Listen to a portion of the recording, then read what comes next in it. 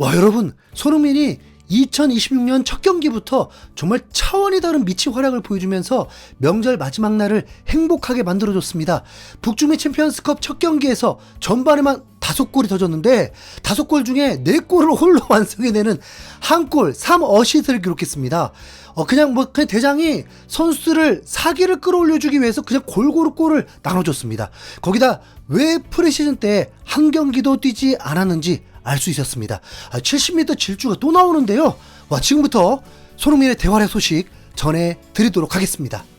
손흥민이 이끄는 LAFC는 이번 챔피언스컵의 가장 유력한 우승 후보로 꼽히고 있습니다.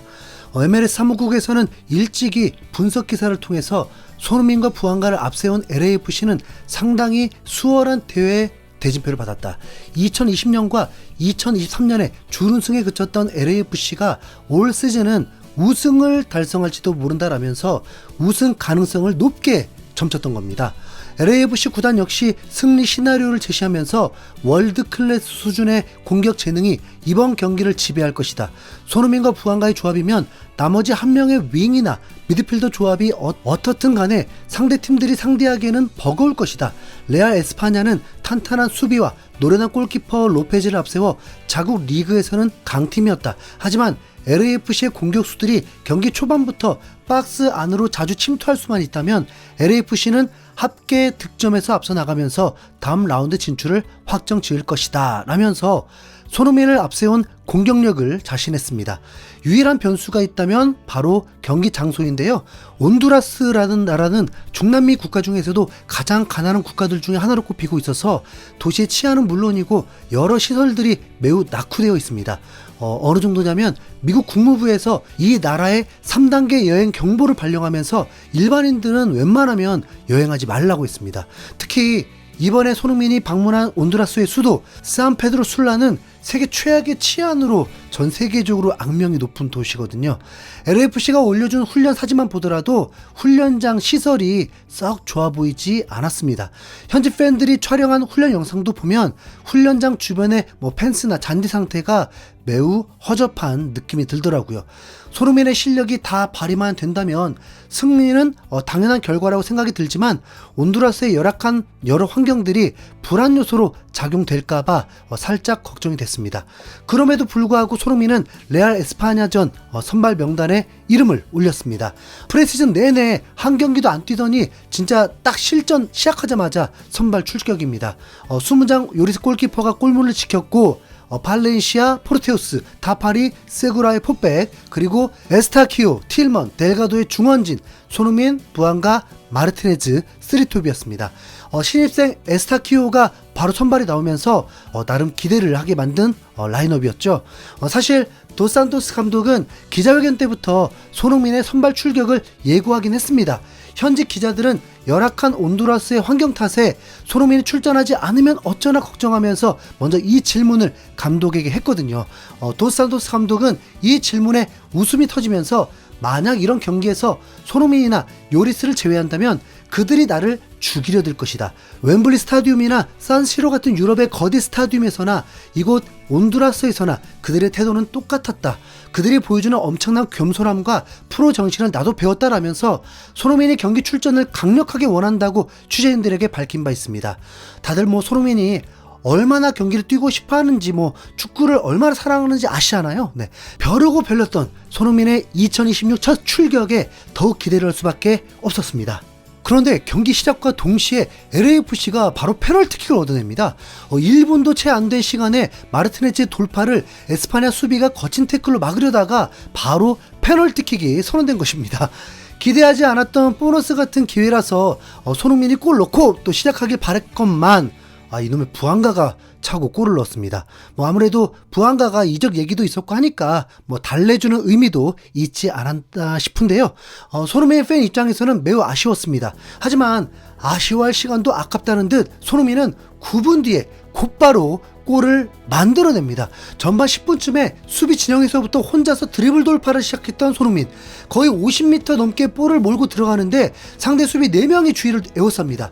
손흥민에게 모든 수비가 쏠린 틈을 타서 오른쪽에서 침투를 하는 마르티네즈를 놓치지 않고 완벽한 스루 패스가 배달되고, 마르티네즈는 손흥민에게 배운 듯한 교과서 같은 가마차기로 추가골을 터뜨렸습니다. 마르티네즈의 마무리도 매우 정확했지만 사실상 손흥민이 다 만들어준 골이었습니다. 슛을 때릴 때 보면 마르티네즈 주위에 단 한 명의 수비수도 없이 그냥 완전 프리하거든요. 얼핏 옵사이드처럼 보이기도 했는데 VAR 확인조차 안 할 정도로 정확한 타이밍에 완벽하게 뿌려준 어시스트였습니다. 하지만 그 과정에서 상대 수비수가 손흥민에게 백태클을 시도하면서 순간 가슴에 철렁하기도 했는데 승리도 좋지만 부상은 절대 피해야 합니다. 네. 이미 10분 만에 2골을 만들면서 웬만하면 LAFC의 승리는 확정이었거든요. 네. 그러니 안 다치는 게 더욱 중요했습니다. 2대 0으로 앞서고 있던 상황에서 이번에는 부안가가 또 드리블 돌파를 하다가 페널티 박스 안에서 파울을 당합니다. 또 선언되는 페널티킥. 네. 이번에는 좀 헷갈렸는지 한 3, 4분 정도 VAR을 체크했는데 결과는 변함 없었습니다. 수준이 낮은 이유 중에 하나가 몸싸움이 거칠어야 하는데 상대를 가격하려는 게 거칠면 답 없죠. 네. 두 번째 페널티킥의 키커는 손흥민이었습니다. 서서히 공에 다가서더니 왼쪽 하단 구석을 향해서 정확하게 슈팅을 꽂아 넣었습니다. 상대 골키퍼가 방향은 어떻게 맞췄지만 절대로 막을 수 없게 낮게 깔리는 슈팅을 통해서 2026년 손흥민의 첫 득점이 폭발했습니다.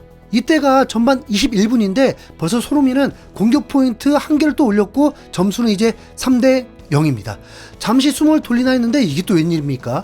손흥민이 골을 넣고 불과 2분 만에 또다시 추가골이 터집니다. 이 장면은 매우 주목할 만했는데 새로 영입한 에스타키오가 수비 진영에서 한 번의 롱 패스로 손흥민을 찾았기 때문입니다. LAFC의 약점이 바로 미드필더의 패스였는데 이 패스는 그동안 보지 못한 패스였어요.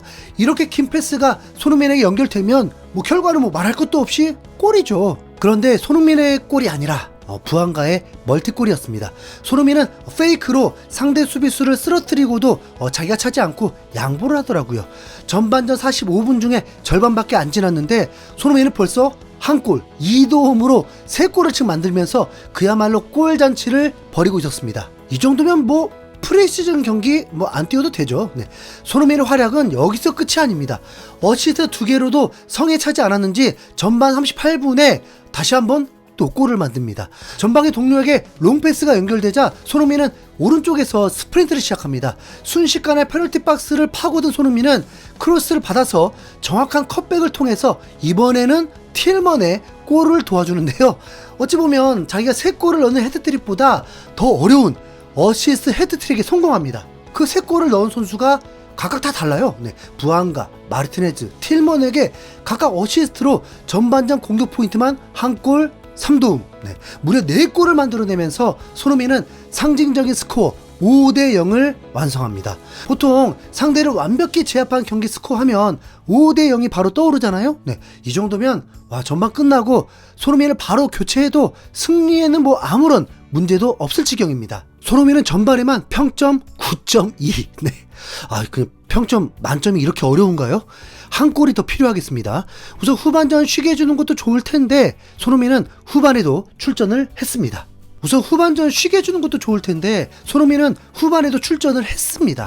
약 15분 정도 더 뛰었는데 추가골은 넣지 못했습니다. 기회가 아예 안 오고 마음에 들지 않는 수비 가담을 하더라고요. 이후 남은 시간 결과는 그리 중요하지 않을 것 같습니다. 기분 좋은 손흥민 대활약 9.2 평점. 축구도사 인정? 메시와의 대결도 정말 기대되네요. 이상 흰수염 고래였습니다. 감사합니다.